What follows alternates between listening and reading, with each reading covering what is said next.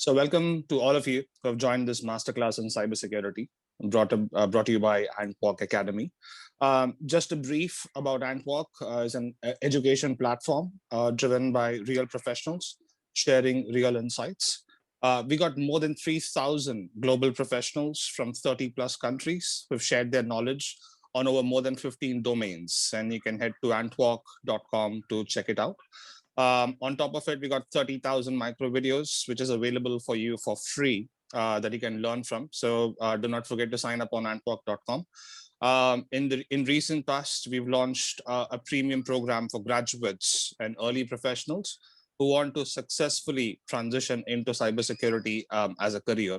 So we'll give you the details shortly. Without any further delay, today's masterclass is going to majorly cover about two main topics. One is about introduction to cybersecurity, and we're going to learn more about GRC, or governance, risk, and compliance, which will be taken by Dr. Ramkumar. Good evening, sir. Good evening, Kaushik.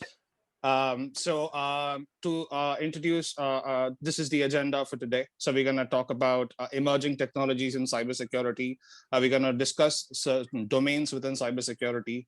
An interesting part is why you should take cybersecurity as a career. Then the GRC, which is an overview about it. And then we're going to learn about pathways. And finally, we'll jump into the question and answer session. So as Joy initially pointed out, I'd request all the participants to put themselves on mute. And if at all you have any queries, please leave them on the chat window, which will be answered further. So without any further delay, I'm just going to give a brief introduction about our expert today. Dr. Ramkumar has more than 20 plus years experience across various fields, including IT, ITES, BFSI, media and entertainment, healthcare, and a major automotive company. He's worked for various brands like United Online, Technicolor, Society General, Philips. So all these brands and experience is something that you could say is of immense experience and value. And on top of it, he has his PhD in information security. And also he has a bag full of certifications. Some of them include CISM, CRISC. And his major certification trainings have been around the GDPR, the GRC bit of it, CISM. For people who don't know CISM, it's Certified Information Security Manager. He's done risk assessments, and you can see the accolades and the honors that he's been recognized as one of the top 50 global security professionals. And on top of that, also the Big 50 CISO Award a participant as well. Without any further delay, I'd request Dr. Ramkumar to start off our session. Thank you so much, sir. And we can't wait to hear about you. Cheers. Thank you, Kaushik. Very good evening to all of you. Kaushik, if you can go to the next slide, it would be helpful. Yeah, so cybersecurity, as we know, it's very ubiquitous.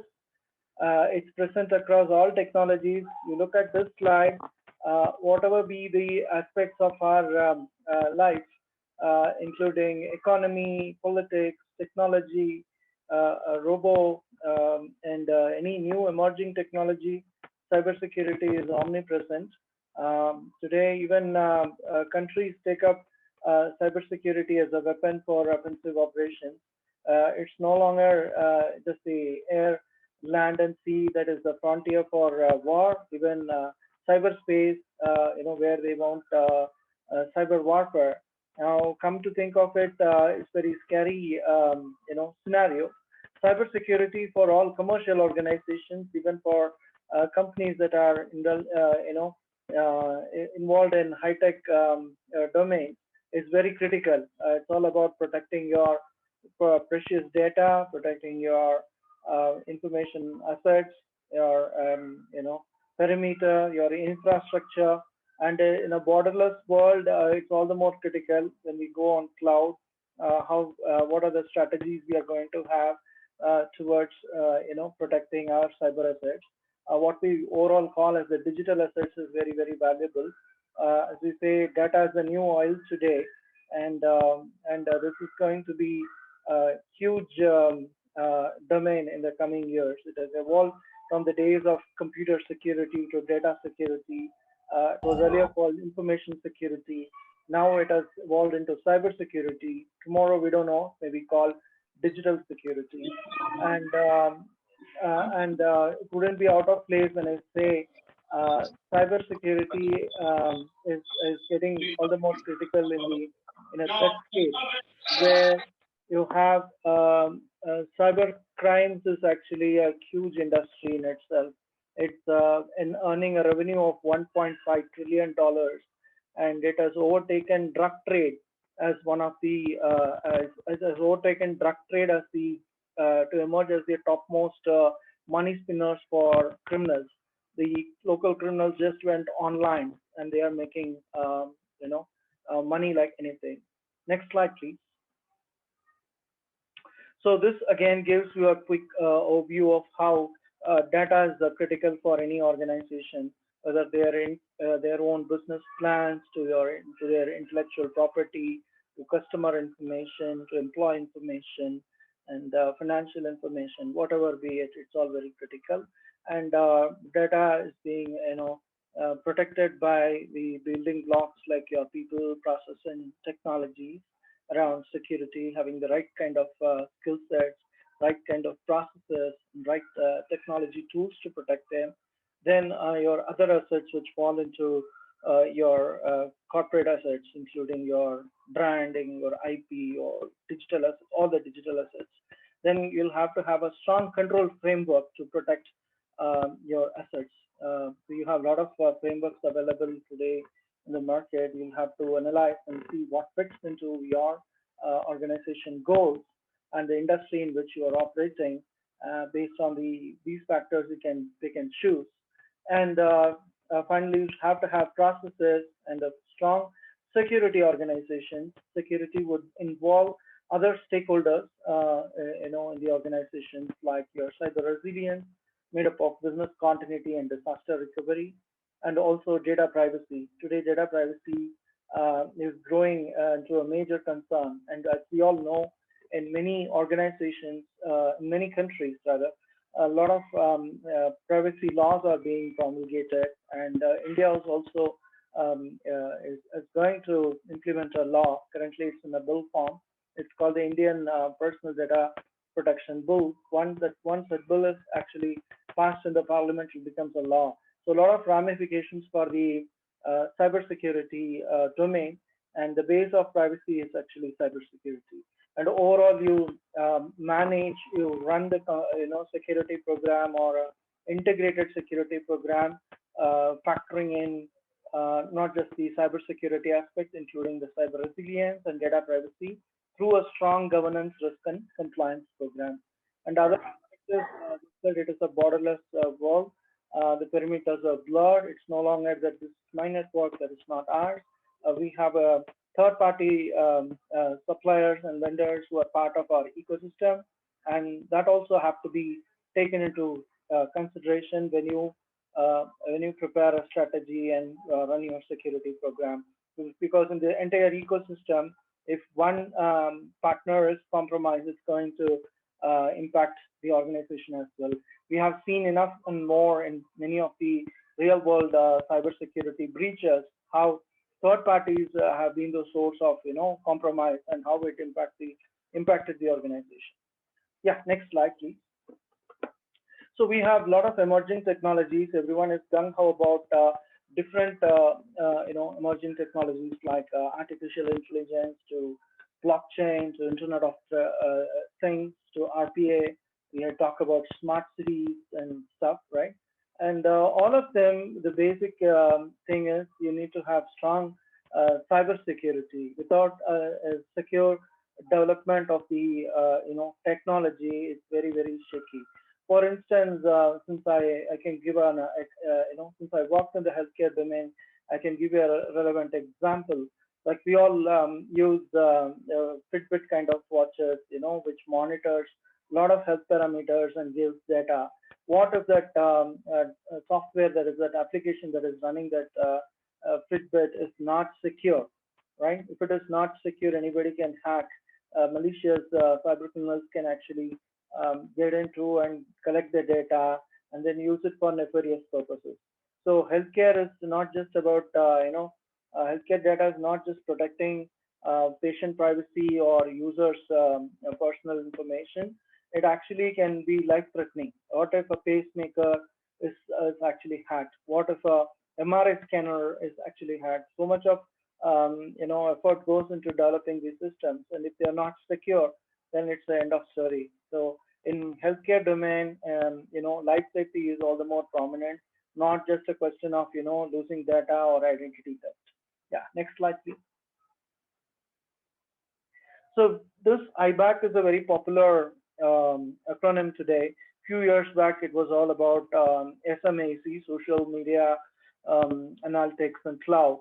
And today, it's about IBAC, the Internet of Things, your blockchain technology, artificial intelligence, and cybersecurity. So this IBAC has been around the last 2 years, gaining a lot of prominence. And the next slide, it talks about um, you know how IoT feels, because IoT has a lot of sensors, and blockchain remembers AI things because a lot of things are programmed to automate certain things and take independent decisions in a given set of parameters. That's why AI thinks, and how cybersecurity as a function or as a domain it protects.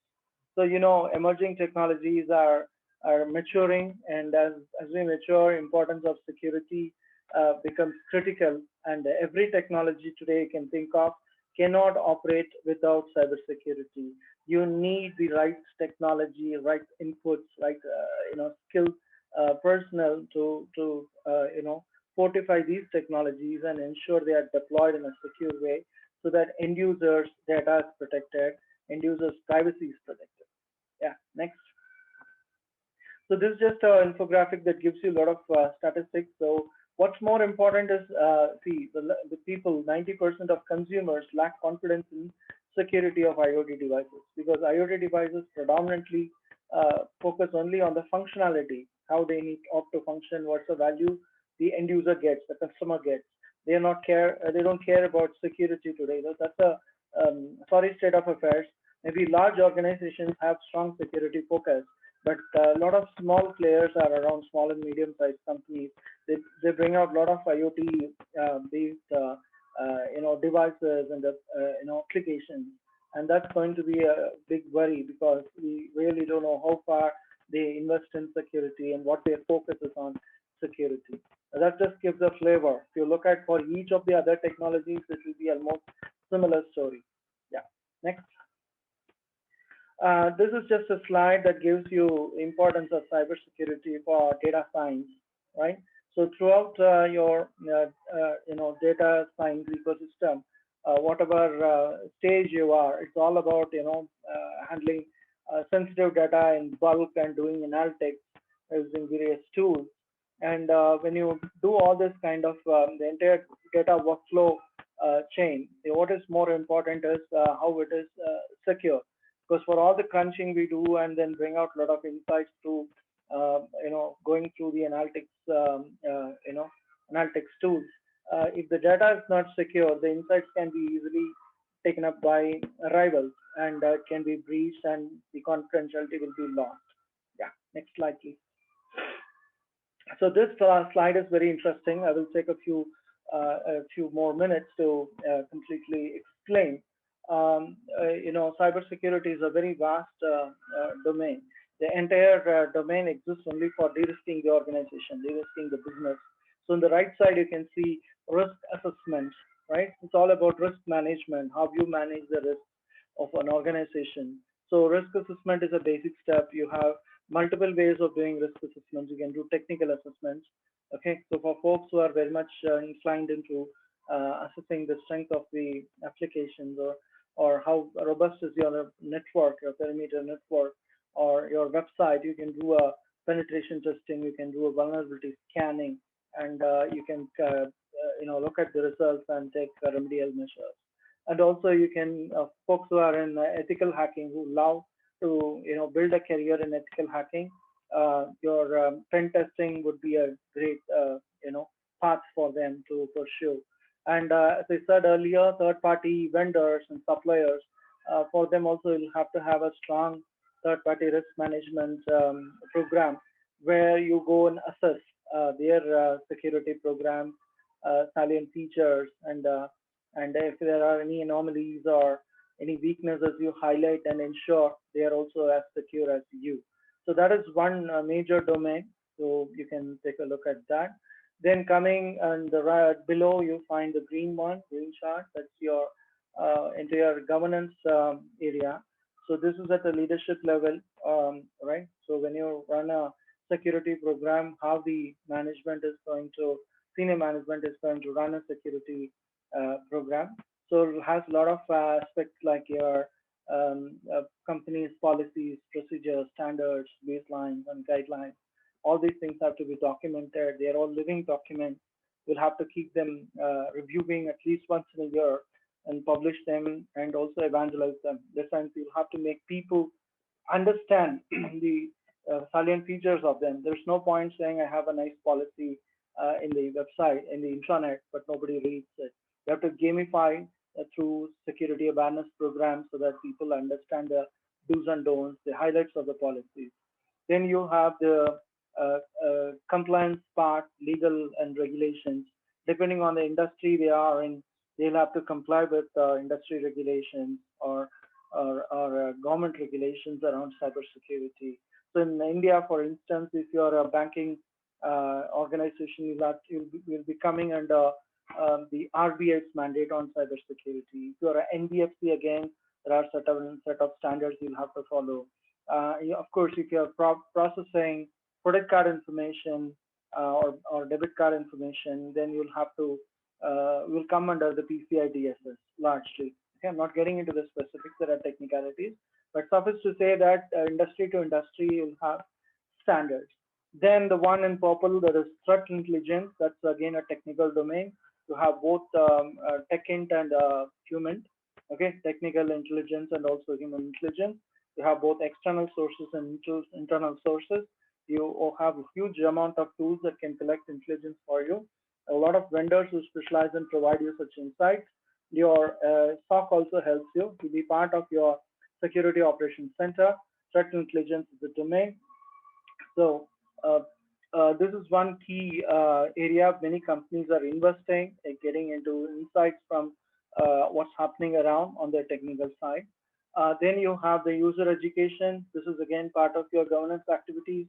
So people who are good at training, they good at interpreting their security policies and they highlighted, they can very well take up this. Then what you see in the left side is the vulnerability management. So you have to have part of your security operations. You'll have to have your SOC, Software Security Operations Center, that will have a SIEM tool and other related tools. Part of it would be your vulnerability assessment and penetration testing and managing them. Then you have in the top, you have career development. This is again very personal. You can look at it two ways. One at a personal level, because as an individual who's an aspiring cybersecurity professional, the moment you get into the domain, you'll have to keep continuing learning. It's not that you got a certification, end of story, because the domain is vast and keeps evolving with new technologies, new tactics, and new threats. You'll have to keep yourself abreast.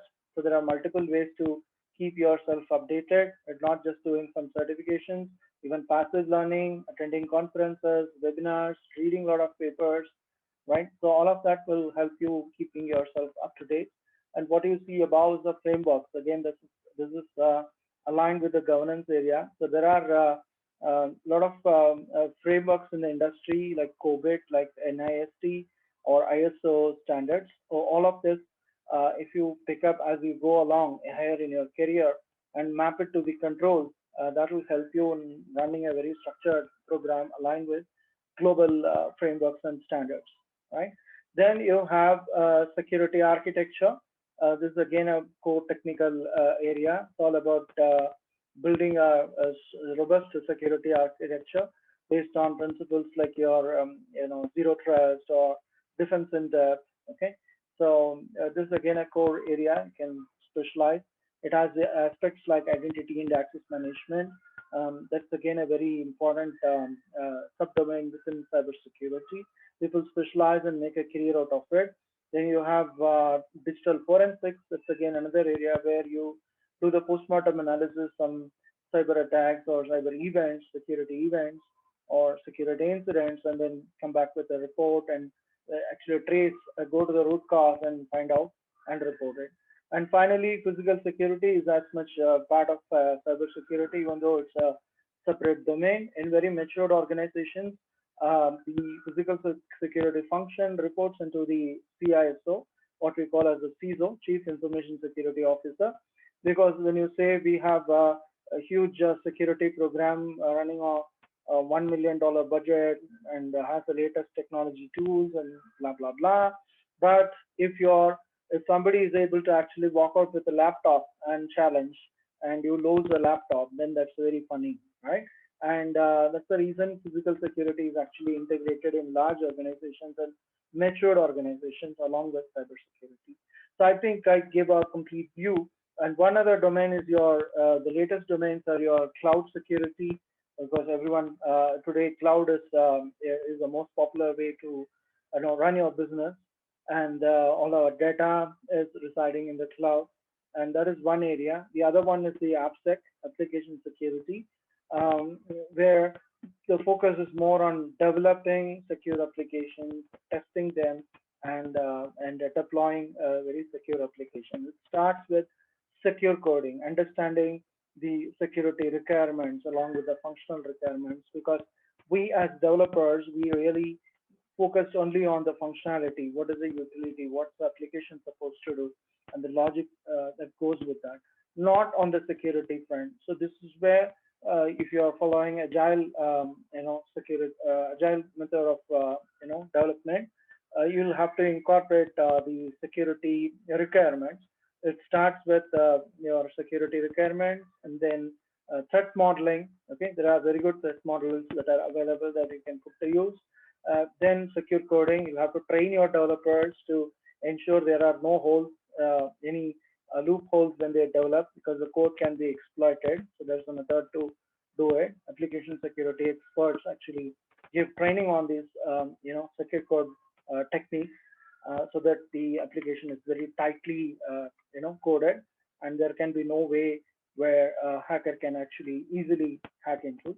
And then finally, once it is coded, it will be tested through tools.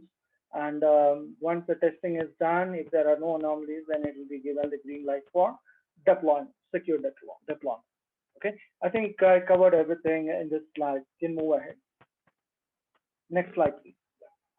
So there are few reasons why you should consider cybersecurity as a career, right? So first thing is everything is digital today.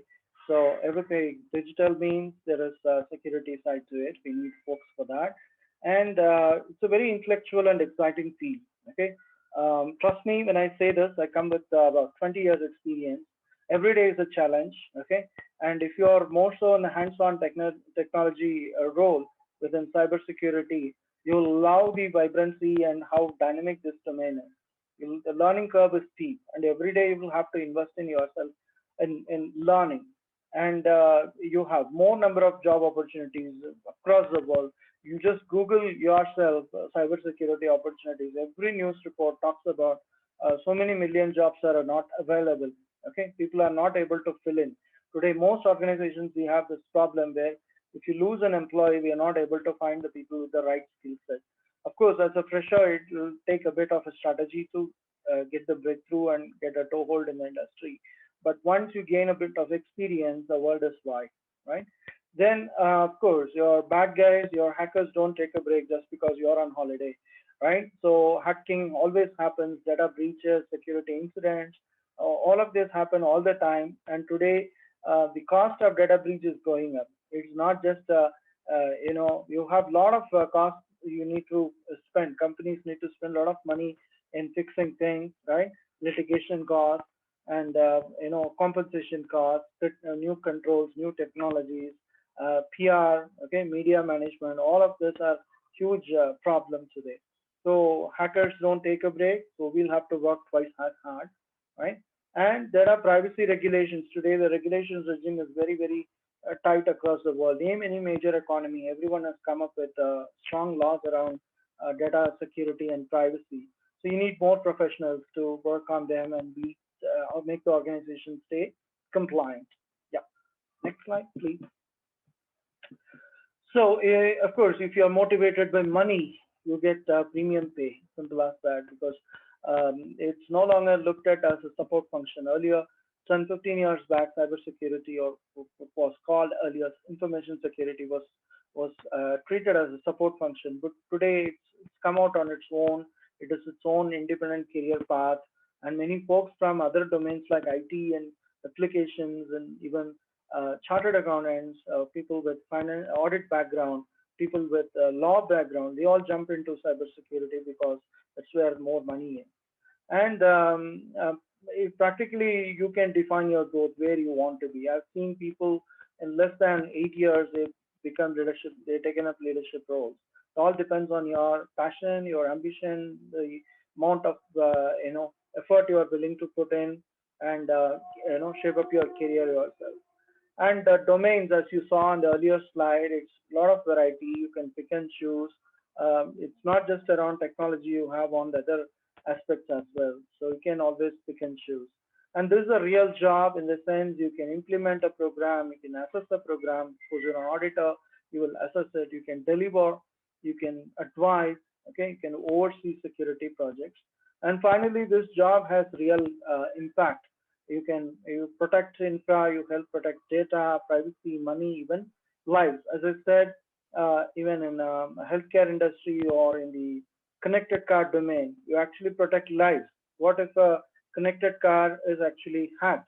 Today, cars are no longer the simple, four wheels and a steering wheel mechanical device, right? It comes with so much of technology loaded into it, like what we call as the connected car technology, your ECU, your OBD ports, telematics, right? Your communications, your GPS. So it's a data center on wheels, and this can actually be hacked. Have been already hacked. You can go and check in Google how cars have been hacked from very big vendors, very big OEMs. So it's not just about protecting your money or identity. It actually protects lives. Okay. I think that's a strong motivator for you to pick up a career in cybersecurity. The next slide, please. Okay, this slide talks about the growing, top growing cybersecurity skills in the next 4 5 years, right? The next 5 years. What you can see in the top is the application development security. This is again a burning, skill set that people are looking. As I said, the security in the software development lifecycle, secure SDLC. You need a lot of people in that. Then your cloud security, then your risk management, threat intel, and so on and so forth. Okay, yeah. I think I reached the first part of this presentation. Over to you, Kaushik. Thanks, Dr. Ram. I think the first part was extremely insightful on how people should early professionals and graduates should look at cybersecurity as a domain and also as a very interesting career choice. It's very interesting when you talked about the multiple areas, whether it's on risk assessment or ethical hacking, uh, security architecture. I think there's a lot of options out there, and also the skills that you talked about on in the last slide. In terms of what are the top skills required. I think it's very interesting to understand and therefore prepare for people out in the meeting today. Yeah, So I think with that, what I want to just take a 2 minute pause and introduce the AntWak experiential program for cybersecurity, which is launching uh, the coming month. April 17th is when actually the program starts for us. I will just take a minute to walk you guys through the cybersecurity program in detail, and uh, it's a 16-week program where we will cover core topics in lines with what Dr. Ram just highlighted, or what are the top skills, right? Whether it is web app security or cloud security, incident management, governance, and so on. We will take you through the curriculum briefly. Uh, Along with that, we will also focus quite a bit on the equally important aspect of soft skills. How do you work in a team? How do you present better? How do you communicate and collaborate? And at the end, we'll also do a lot of preparatory work for you guys to crack that dream interview for the cybersecurity career, whether it is your uh, CV review, mentoring sessions, any Q&A you need to have with us so that we can help you prepare better for these upcoming interviews. Uh, Within the 16-week course, we have structured in such a way that it's 3 classes, live classes per week, typically running on Saturdays and Sundays. Uh, and then during the weekdays, you will have pre-reads and also a project that you will need to work on, right? The very interesting part about this experiential program, guys, is that we have broken up the entire domain into the top competencies that you guys need, and each of these competencies are going to be taught or instructed by experts such as Dr. Ram himself, uh, who come with a lot of experience, having worked in this industry for 10 plus of years, having done and executed on these dimensions, day in and day out. So what you will learn is not just theory and frameworks, but actually the practical insights that you need, so that when you join your job on day one, you can actually start getting to work immediately, right? So there will be at least 40 plus live classes. These are not just self-paced content uh, that you need to sit on your own and consume. There will be actual live sessions that you will be working in teams, and the experts will be interacting with you on a weekend basis. And also each competency has a project associated with it. Kaushik will take you guys through a little bit of few examples detailing on what kind of projects and tools that you will be able to get your hands on, giving you that practical experience, right? The program fee for this is 49,999. We have signed up with a lot of NBFC and financial partners to bring you a zero cost EMI plans starting at around 4,400 rupees per month. Uh, we will put the link on the chat window as well. For people who are interested, please sign up today on this link, and one of our counselors will definitely reach out to you and give you a lot more details on what the curriculum entails and what the outcome and learning outcome that you'll get out of this program. So I'll just hand it off to Kaushik, who can just take a minute or two to walk us through some of the islands and what kind of outcomes you will get out of it. Thanks, Sriram. So guys, this bootcamp is gonna briefly cover not one, not two, but we're gonna do about 10 islands, or what we call as competency islands. And what I believe is that you should not just know a limited amount of knowledge or have an end-to-end knowledge just about one thing, but have an overall perspective or get a 360-degree understanding about every perspective or every domain of how cybersecurity works. Now, with the mind map that Dr. Ram had explained earlier, this is one of the pictorial presentations, or the tabular presentations rather, that we're going to cover total 10 domains, of which the first 5 is something that you could see, which is introduction to cybersecurity, network security, cyber attacks, web application security, and incident management. And the highlight is going to be we're just not going to show you recorded videos, or we rather going to have our live professionals going to be guiding you towards each and every tool, starting from the most basic installation of a virtual box to learning those very basic commands of determining IP addresses, to the most complex of being about packet analysis using Wireshark, Nmap, Etacap, and also the highlighters.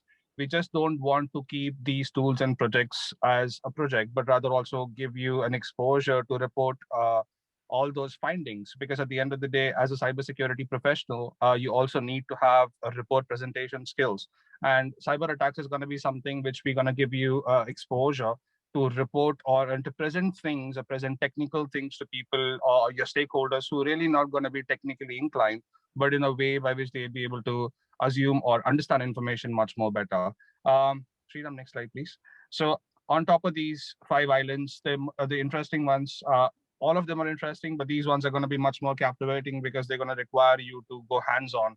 Like, for example, digital forensics. GRC is going to be taken by Dr. Ram Kumar, and then identity and access management will have a lot of case studies about CyberArk, and the most important two being cloud security and cyber threat intelligence, just because it is the cloud world today.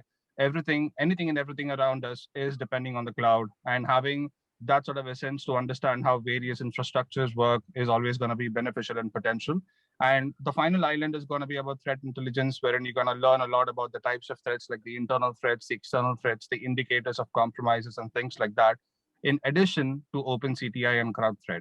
So it's like a compact, packed information which has been given to you in a comprehensive way, by which I can kind of assure you that this will take you to a level wherein you'll be able to kind of sense that confidence in yourself and present yourself much more better to progress in your career. Right. So to continue the topic, I'd request Dr. Ramkumar to continue with our next agenda, which is going to be about GRC. Dr. Ramji. Thanks, Kaushik. I think we have put the link on the chat window for who is interested in the program. Please do sign up through the chat. And like I said, one of our counselors will guide you through the rest. Back to you, Dr. Ram. Thank you, Sriram. Thank you, Kaushik. Yeah, so governance, risk, and compliance. So governance is a very, very important aspect of for running your cybersecurity program. As you can see here, it's said that governance is actually a non-negotiable requirement for being in business, right? So next slide. So this is just an explanation what governance encompasses. The governance, risk and compliance, what we call shortly in a shortened form GRC, refers to the strategy for managing an organizational overall governance, overall risk management and compliance with regulations. So this is all about aligning your IT with business objectives, because at the end of the day, we work for the business, whichever organization, and their organizational objectives are supreme. We'll have to align with ourselves with the objectives. And a well-planned GRC strategy helps, gives a lot of benefits. So for instance, to help in decision making, making more optimal IT investments, eliminate silos because we will better work together, right? A lot of transparency in terms of data sharing. We'll have, tracking our KPIs and KRIs, key risk, indicators and key performance indicators, and we can help through those metrics. We can improve our security posture and reducing fragmentation. So this is about breaking all the silos. So what you can see here in this diagram, it's about all the management aspects. Now you have the necessary funding, you got the people, you got the process, you got the technology, but how are you going to run it and how are you going to control it and have an oversight into the operations? That aspect is taken care by the governance, and it's other areas like risk and compliance. The next slide. So again, this is a different way to portray the same. So the core, you have your data, information content, and it is amply, managed by right set of people, processes, and technology. And what you see here is the identify, protect, detect, respond, and recover. These are all the principles of the NIST cybersecurity framework. So you have a framework to run your security program. And across GRC, you have the benefits in terms of your assurance, accountability that gives when you have a strong governance program, your performance assurance and performance accountability.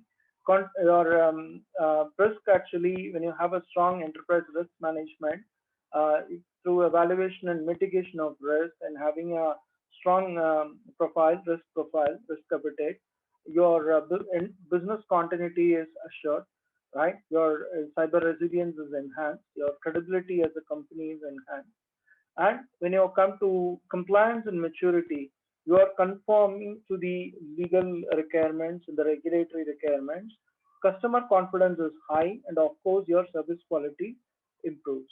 Now, all of this is all about, having the basic principles of your information security, starting with your CIA triad, what we call confidentiality, integrity, and availability as a CIA, then your authentication, authorization, and auditability. The next slide, please. Some of these slides are a bit repetitive. It's just a jugglery of words, so some of them I may skip in the interest of time. So this, again, it very succinctly, it talks about the processes and goals an organization needs to have, that is associated with governance aspects. The risk management is about identifying and managing the risks, how you manage the identified risk with mitigation or transfer, right? And finally, complying. You have to demonstrate that you are actually staying compliant with the rules, regulations, laws, and statutes. Next slide. So these are the different aspects within the elements, right? Elements within GRC. The governance aspect is related to the strategy, overall strategy the organization has for security, and that has to align with the goals and objectives. You should have strong security policies and procedures, robust documentation, so that everyone can follow, everyone talks in a single language. They have a reference point, and the management spells out their statement of intent over different areas through policies, and the folks who actually implement will have it documented the form of procedures which talks about step-by-step processes they need to follow. The structure and processes related to governance is all coming under the governance area. The right side, you can see the risk management. It's all about if you have to break into different chunks, go a little more granular, then you will start with identifying the risk. You analyze the risk and you build a profile, and you can monitor the risk, and finally it's all about achieving your objectives of managing your risk optimally. You cannot eliminate risk, you can only minimize risk.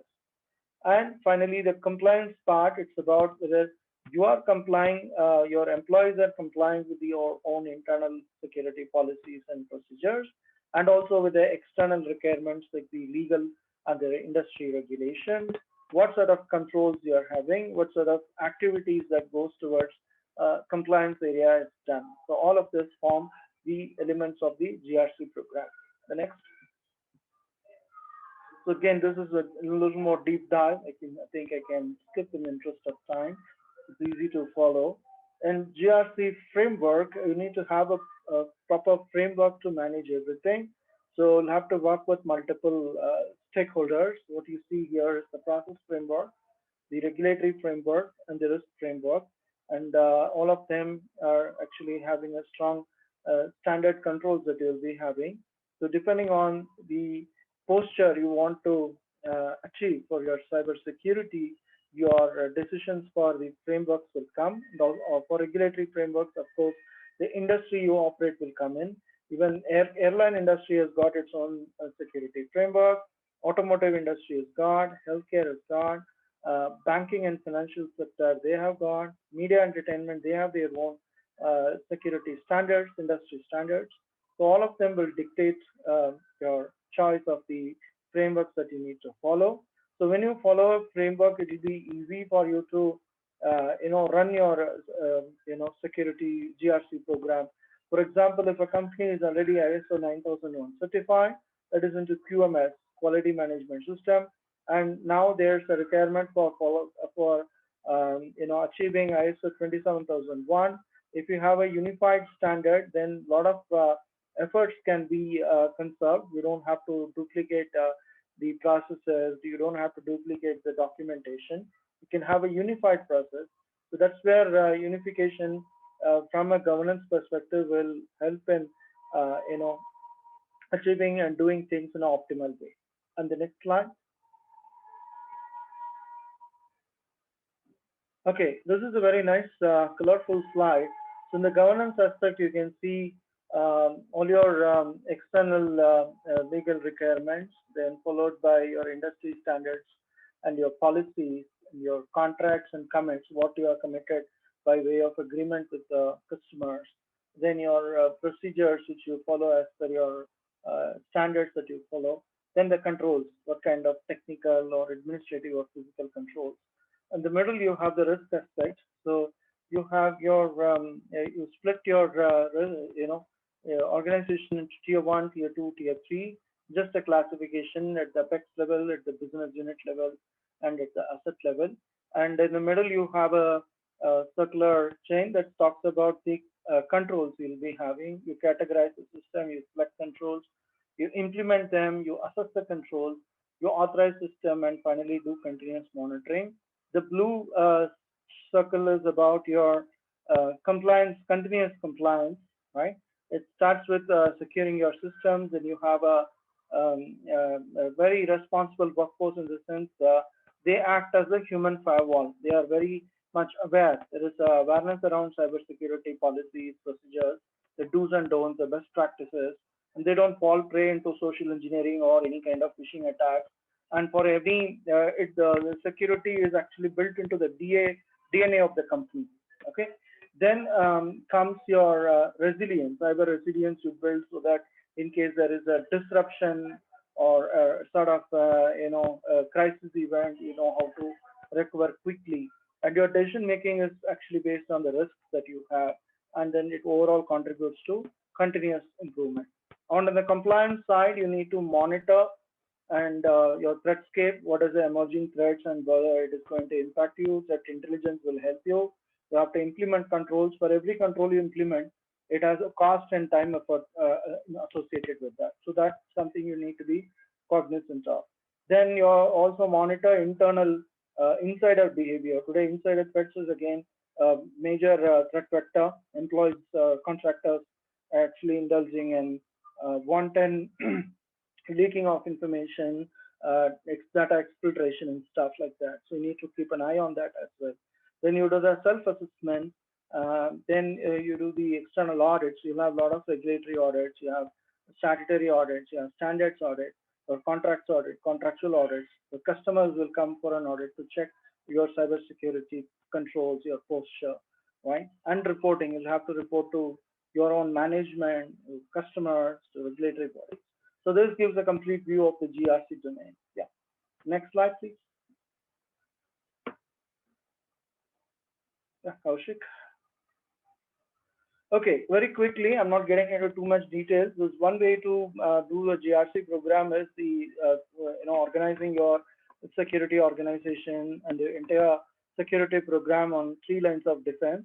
So the FX, you have the board or the audit committee, then your executive committee made up of your senior management folks.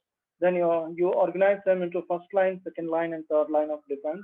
The first line is your line management, okay, and they own the risk.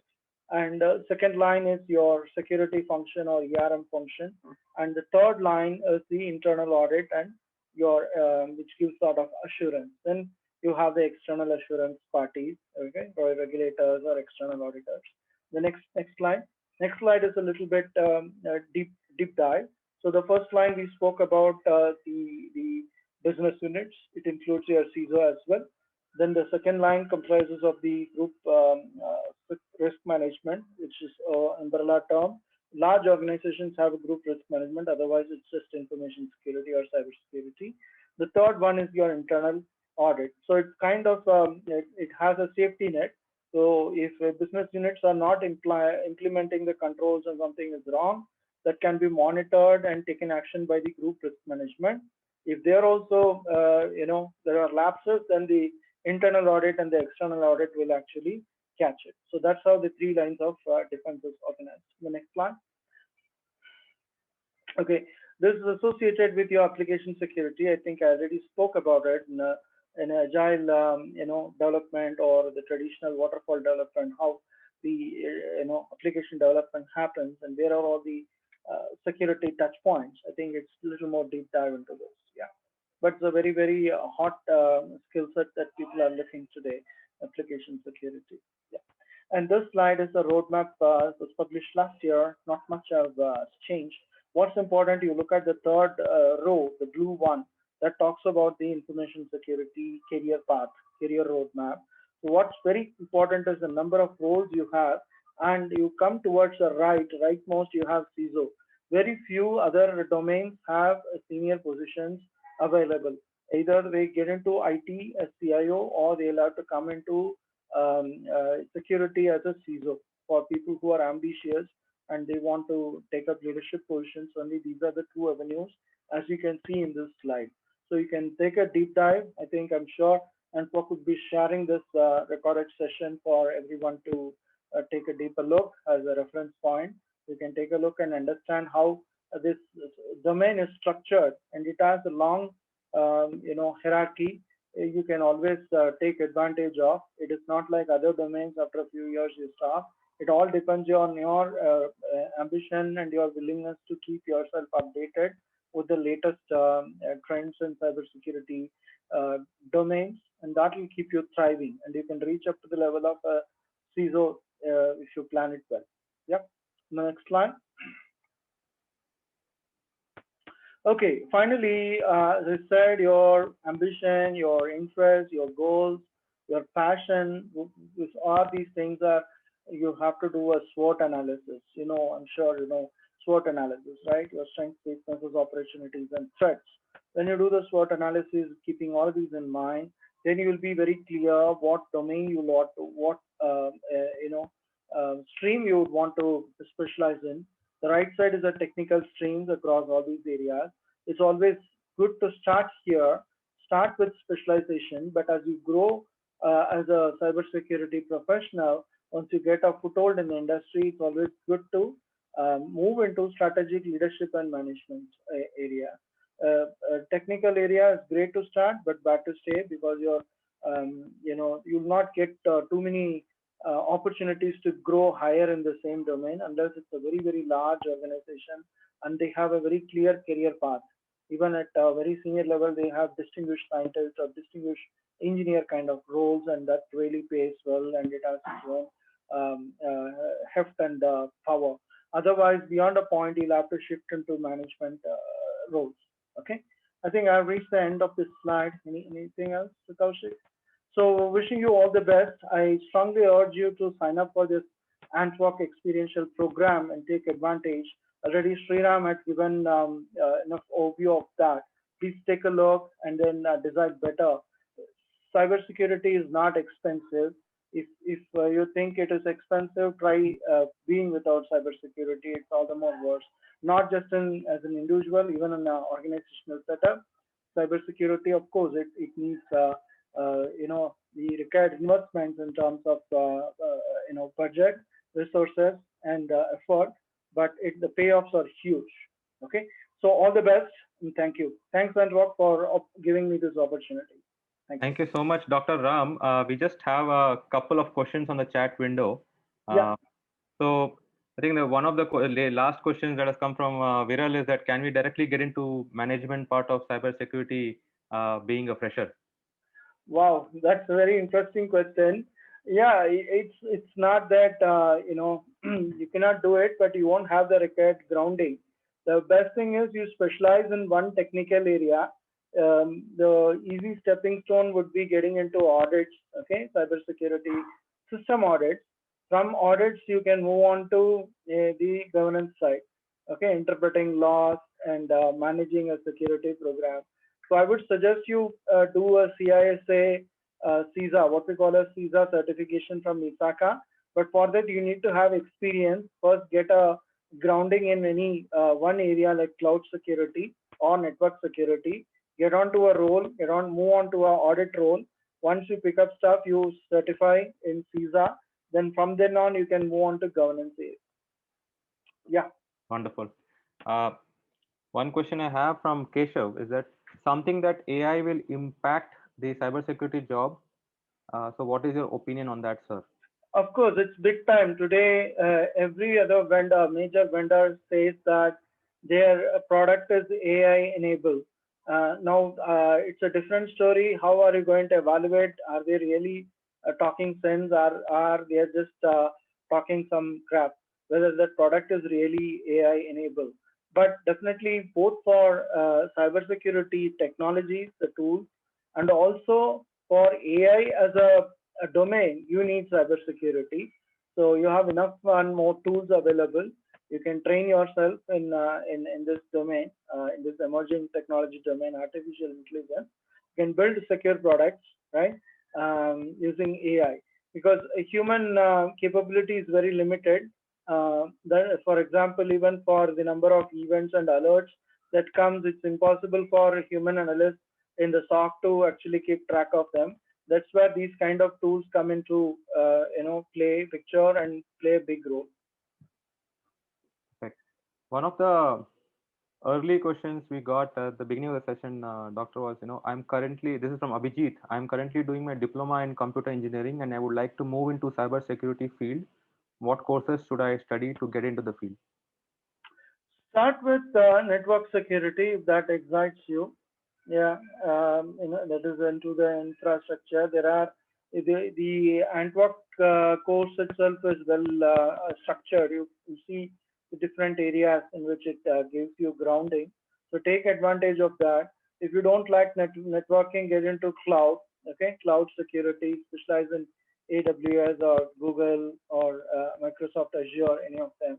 Or if you don't like any of it, then move on to digital forensics. Again, that's a niche area. Not every company hires, but whichever company hires, they know the value of digital forensics. It's a high-paying role as you grow into a career. Or get into application security. Get yourself trained in any of the security products. For that, you need to have strong exposure to programming skills, okay, coding skills. So that is also an option. So these are all the different areas. I think I already covered in the domains section. Correct. And this is Joy here, founder of AntWak. So thanks once again, Dr. Ram. Just to add to that, this is, see what Dr. Ram has been saying consistently is that you cannot be a fence sitter in this profession. You need to get started. We all got started at some point in time. And the AntWak cybersecurity program is designed across those 10 or 12 competencies that Kaushik showed in the beginning, is to ensure that as a someone starting your career, you have enough arsenal so that you can, do well in a variety of interviews, and thereon you can see what sticks to you rather than, just making that decision upfront, because there are several variables. What will be your first job? What will you actually like? How will your career shape up? How will the technology be in a 18 months to 24 months time from now? So I would severely urge that at this point in time, do a more full stack course so that you get a flavor of everything to make a right judgment as you grow in your career. You have a 30-40 year long career ahead of you. So it's not a, right today I want to become a CISO kind of an approach, but sample the whole thing, learn the whole thing, then see how your career progresses over a period of time. And that's why the way we have designed this program is a very full stack program. Thanks a lot, Yeah, Joy. very much, Joy. So you have put it very well. If you look at the islands here, all of them are very different from each other. It gives you a flavor of different domains. See, IAM, cloud security, digital forensics, your CTI, all of them are independent careers in itself. Somehow you feel that after undergoing this course, you will get a complete overview of all the areas, and you want to specialize only in IAM, you can do so. Or you want to be a generalist and specialize in GRC and oversee everything, that is also a very much a viable career path. So what I'm saying is you undergo a course like this, then you pick and choose where you want to specialize. Don't have a closed mind and look at only one aspect. That's not going to help you, because all the domains are very much, the boundaries are very blurred. Though you may specialize, it doesn't hurt to know more about the network security and cyber attacks if you're a web application developer, and when you implement security controls and around the web application, you should have a complete overview of all the areas. That kind of knowledge, will give you a better perspective when you actually run a security program, right? Or being part of a security program. Thank you. Right. So further adding to just for a 10-second level, see, all of us come with more than 15-20 years work ex ourselves. And when we designed this program, we were very clear that what is it that we want our own freshers to know so that we are able to hire them. And that's why when we brought this program together, we got, instead of academicians, first of all, real world professionals like Dr. Ram to teach.